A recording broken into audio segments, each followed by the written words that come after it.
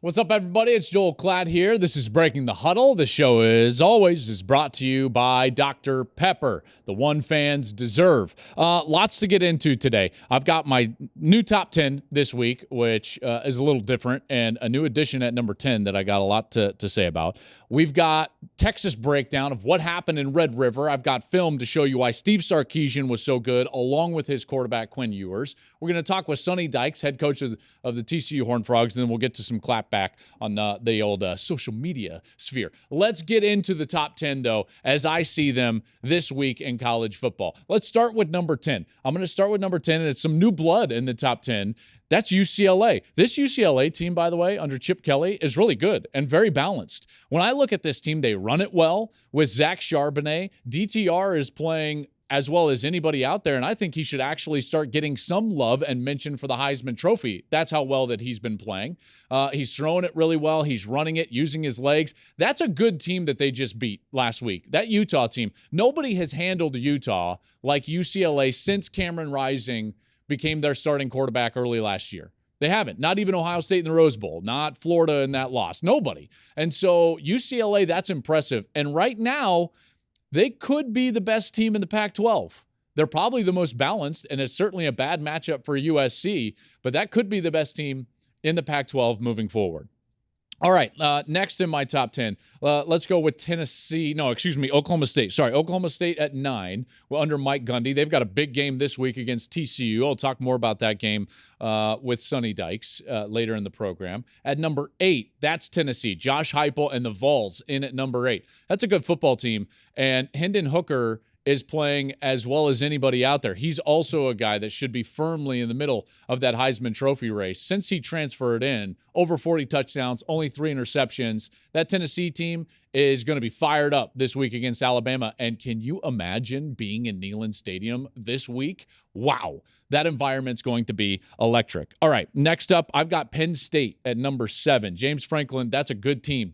It's a really good team. I can't wait to see that game. Michigan, Penn State, undefeateds, matching up on Big Noon Saturday. Gus Cheney and I will be there. That's going to be a game strength against strength. Both teams want to run it. Both stop the run very well. It's probably going to come down to quarterback play. The veteran Sean Clifford against the young kid J.J. McCarthy. At number 6, I've got USC, Lincoln Riley and the Trojans. Now, this team is really good on offense, but it's somewhat of an illusion. And if I'm really being honest with myself, I probably am falling victim to exactly what I lament in the AP poll, which is that I kept UCLA down at 10, even though I really think that's probably the best team in the Pac-12, and I've got USC at 6. UCLA at 10, USC at 6. But what is unquestioned right now is really the top 5. Now, you can put them in differing orders, but the top 5 teams in the country right now are the top 5 teams in the country. I go Clemson, Michigan, Georgia, Alabama, and then Ohio State. Okay, now I want to sit real quickly on Alabama because Alabama's going on the road against Tennessee. I've got Ohio State at number 1 because they're more balanced and they're more complete. This Alabama team struggled a week ago, and rightly so. They didn't have their quarterback. They played sloppily, and they still won. Credit to them for doing so. But this is a team that still struggles on the road, folks. They're going on the road this week against a team that can exploit one of the few areas that they're not strong, which is their passing defense. When you look at what Hendon Hooker and Tennessee can do, they can exploit you down the field. In fact, they're second in the country in 30-yard pass plays or more, with 16, only to Ohio State. This is a bad matchup for Alabama. They're favored by 7, and even if Bryce Young plays, this is a bad matchup for Alabama. I'm going with Tennessee this week. Not just to cover. I think Tennessee in that environment gets a full-blown win. And like I said, Ohio State up there at number 1. We'll see and really learn more about them in the coming weeks here in the month of October. So that's my top 10. When I come back, though, I've got film, all right? I have got the evidence of why Texas is so good, why Quinn Ewers is so good, and why Steve Sarkisian is one of the best play callers in college football. That's coming straight up right here on Breaking the Huddle. Welcome back to the program, Breaking the Huddle. I'm Joel Klatt. Here we go. I love breaking down film, and the film that I could not wait to watch after last weekend was the Red River game, because I wanted to see exactly what went on between Texas and OU. Now, a couple of observations. First, Texas played great, and they played great from start to finish. They played great on offense. They played great on defense. Oklahoma did not. I know that that's like, well, of course, Joel, they lost 49-0. But they were out-coached in a severe way. They were outplayed, out-efforted. They did not show a lot of heart. It was a disappointing day for Oklahoma. But that doesn't take away for some of the execution and maybe game planning that I saw from Texas. And I came away from that film, and I've always been a fan from afar of Steve Sarkisian and his play calling and his game planning. And this weekend was no different. But now what he has is a quarterback that he can use to really attack the defense. Let me show you what I'm talking about. So first and foremost, all right, when I looked at last week's game, the Red River game, it was really about two things from the Texas perspective. Steve Sarkisian and his game planning and his play calling, which I thought was excellent. And I'll show you a couple of examples. And then Quinn Ewers, 21 of 31, 289, and 4 touchdowns. And those don't look like crazy numbers, in particular for like 49-0. But his play and some of the throws that he made were sensational. Sensational. Let's focus first, though, on the play calling and game planning. All right, let's start with a 3rd and 1. All right, this is a 3rd and 1, which means they're going to try to get up there. First downs are imperative. Oklahoma is not prepared at all. You see this on film from Brent Venables' defenses at times where they're trying to get the perfect call. Look at the right side of the defense. To play fast, to get up, and to know this in the game plan. Hey, on a 3rd and short, we know we're just going to get into the same formation. We're not going to substitute, and we're going to get in there and run the football. There's nobody there. Oklahoma doesn't have a chance. That's coaching malpractice from the Sooners side of things. Now, here's another play that I loved. It's a little fake, and it looks like the quarterback's going to roll all the way outside of the pocket. But rather than the tight end coming into the flat, he stays in there to protect. Why? Because they're throwing all the way back across the field. You rarely see that. It's almost like a half roll, but it looks like a full flow roll out of the quarterback. And that wide receiver, by the way, he was running what looked to be a deep over route, stops midfield, and goes back to the opposite side. It's those little wrinkles and nuances that make Steve Sarkisian so good when it comes to game planning and play calling. We saw it back when he was at Alabama. Remember that Mac Jones offense with Devontae Smith? I mean, they were sensational with their movement pre-snap, with their formations. They would basically run, I don't want to minimize it too much. They would run a few number of concepts, right? 10, 12, 13 passing concepts, which is not a lot for a college offense. But they would run it out of like 50 different sets and motions and trying to get their best players, in that case Devontae Smith, into advantageous situations. And then Mac Jones really flourished in that offense. What was different about Texas on Saturday is you saw all those same type of formations and wrinkles to try to gain an advantage over the defense, and yet even more so than Mac Jones, I think he's got a quarterback that can really threaten the defense. Now, I don't want to take away from Mac Jones that year, but Quinn Ewers, folks, makes some throws that just jump off the tape. Jump off the tape. And I'm not talking about for a freshman, for a young player in his 3rd start. No. Just period. He makes some throws that you pause and you say to yourself, wow, that was really impressive. Let me show you a couple of examples. Okay, down the seam, when you're able to attack with ball placement and timing, right here, you're going to get 4 releases on the left side, and you're going to run 4 vertical routes up the middle of the field. So the safeties are going to have their eyes all over this tight end running a diagonal, which means right when you hit your back foot, you've got an open space for the seam down the far hash. Watch when he throws that ball. That ball is out before the tight end even clears the linebacker, and it's thrown perfectly. That tight window throw right down the seam was sensational. Here's another concept. It's called smash. Corners with hitches on the outside. There's drop 8 coverage. 8 defenders back there. This time they're going to read, though, with that corner route. If the middle of the field is open, he can take the middle of the field. Do you see where that ball came out? Right on time.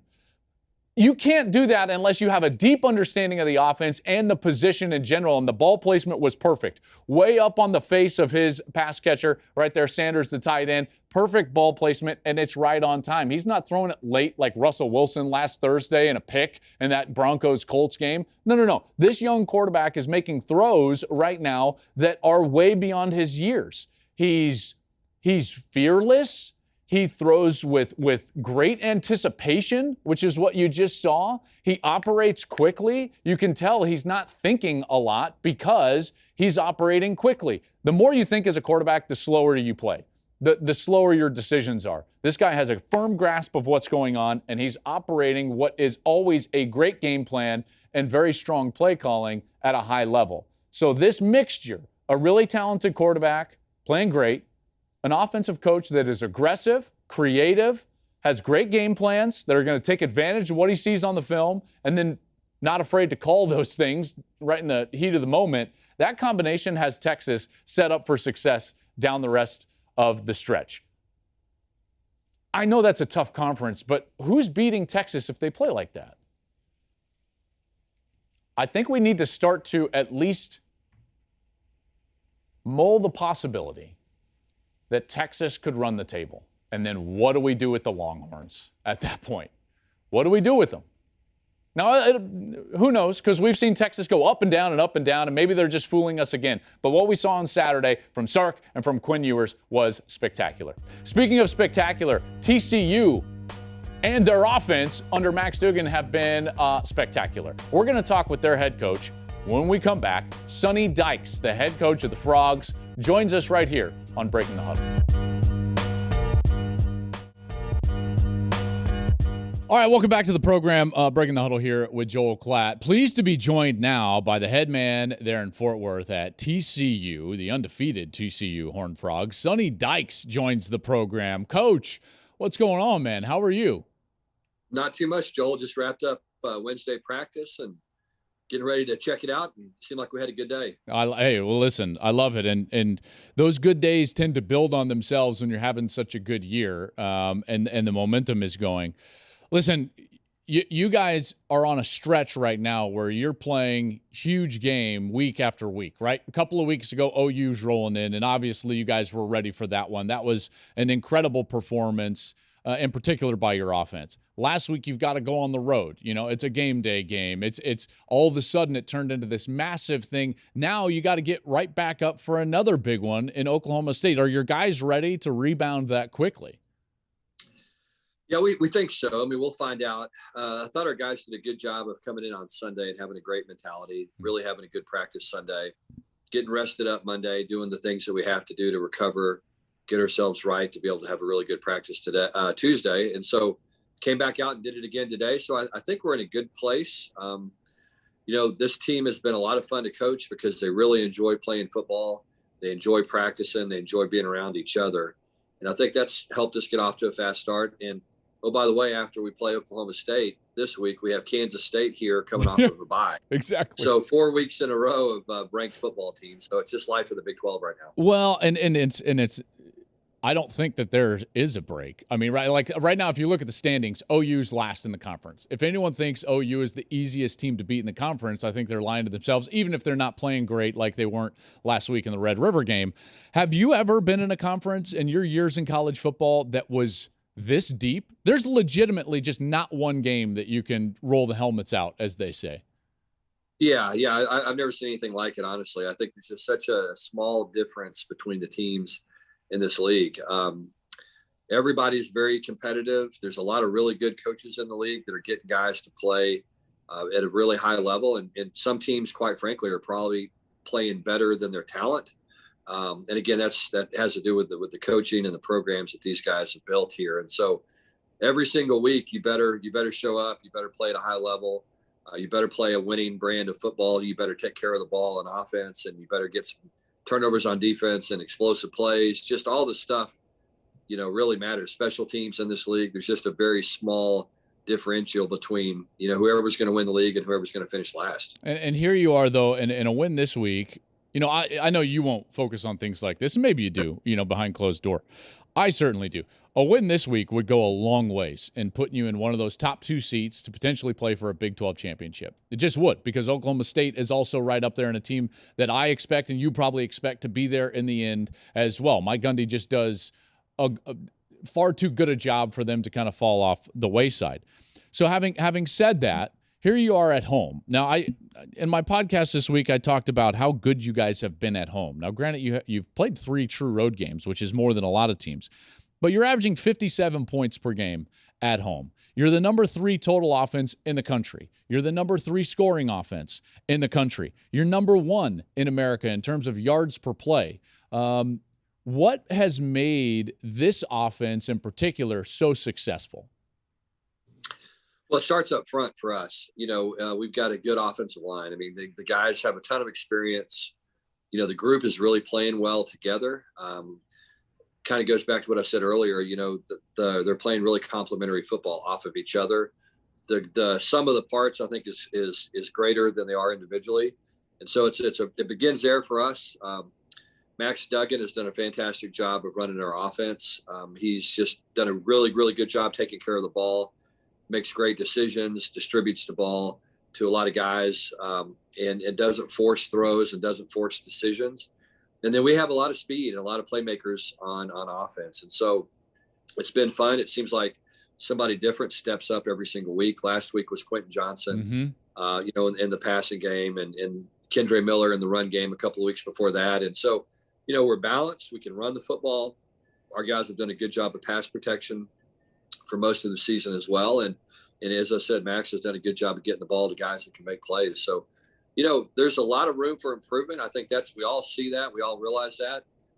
We've got to do a good job of stringing drives together. People are going to make us string drives together. That's what Kansas did last week. Yeah. And, we've made a lot of big plays. So we've got to be able to execute at a really high level as well. You're making it look easy in your first year at TCU, and I know it's not. I'm not trying to say that it is. Lincoln Riley's making it look easy right now in his first year at USC, and yet kind of the consistent is that you've got these playmaking quarterbacks, right? And when you're right at that position, let's call a spade a spade. Like when you're right at that position, you got a chance. And in particular in a league in which, there's a lot of teams that are similar. So tell me about Max, how well he's really playing, and what does he mean to your ball club, both as a leader and a player? Yeah, I mean, Joel, you're right. I mean, you go and you look at a 7th grade football game all the way to the NFL. Whichever quarterback plays the best, that team's usually going to win. Yeah. And that's just the way it is in today's football. So it begins there. And Max, the great thing about Max is he's got a lot of experience. He's a really talented guy. I think he is really starting to become comfortable in what we're trying to do offensively. And the big thing, and which I think is probably the most important thing of all, is he's just got a lot of confidence. He's got a lot of confidence in himself and his teammates and the scheme and what we're asking him to do. And that's really carrying over to good performances on Saturday. And it all begins with hard work and what he did in the offseason. We named Chandler Morris the starter. Chandler gets hurt in the second half against Colorado. Max comes in, picks up where we thought he would pick up. We knew he'd get a chance at some point to play this season, and he's played incredibly well. And, it's fun to see him have the success he's having right now, because he's a great leader. He's a mentally tough guy, physically tough guy, and just a winner. Makes everybody around him better. Yeah, I mean, I'm in to talk to you about that. Like, I've gotten to take my boys to one game at Colorado in their lifetime because of my job, right? Like, I can't take them to Colorado. I take them this year to the Friday night game against TCU, and you ruined our night. So thanks a lot, Coach. I really appreciate it.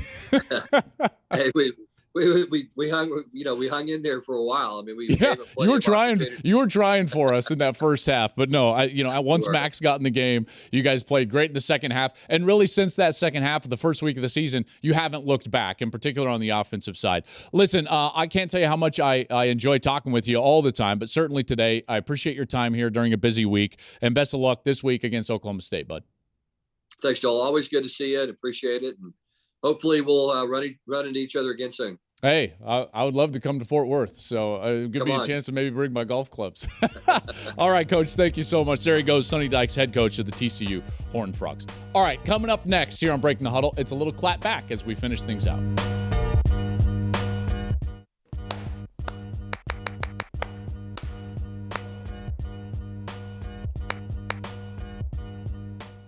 All right, time for a little Klattback. Let's get out there and check out what type of feedback I've been getting and maybe try to respond. Kevin says, great logic on wins mattering, unless it's UGA, Georgia, he's saying, the last 2 weeks, according to Joel. Well, listen, I was crediting Alabama for winning because they didn't have their starting quarterback. They turned the ball over 4 times, and they missed 2 field goals, and they still won. They were essentially in a prize fight with one hand tied behind the back because they couldn't throw the football all that well, and they ran it 51 times for over 5.5 yards. To me, that's actually impressive rather than going on the road against Missouri, only having a lead at the 4-minute mark of the fourth quarter and then puffing your chest out because it's a road game in the SEC.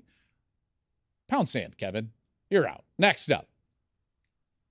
Todd says, I don't think there's a single member of the sports media that speaks with as much bias and contempt against a team as you do against A&M. Well, I mean, maybe A&M should just be better then. Like, I'm sorry, Todd. Like, me calling A&M what they are is, it seems like, your problem. Maybe you're biased toward A&M. Have you ever thought of that, Todd? Have you ever thought that maybe your expectations are not rooted in reality? Todd, have you ever thought, Todd, that maybe A&M is exactly what they've always been, which is average, and yet you're the one telling me I speak with contempt and bias for stating a factual statement? Have you ever thought of that? I don't know. Have you ever thought of the fact that when you puff your chest out and pay your coach $95 million and claim that you're going to be winning the SEC West, and then all of a sudden you're sitting there averaging 21 points a game, that the problem's not with me, it's with you? Maybe. Food for thought, Todd. Food for thought. Hey, this show, as always, has been brought to you by Dr. Pepper. It is the one fans deserve. Cannot wait for this Saturday of college football. It's going to be a good one. Gus, Ginny, and I at the Big House, Big Noon Saturday, Michigan and Penn State.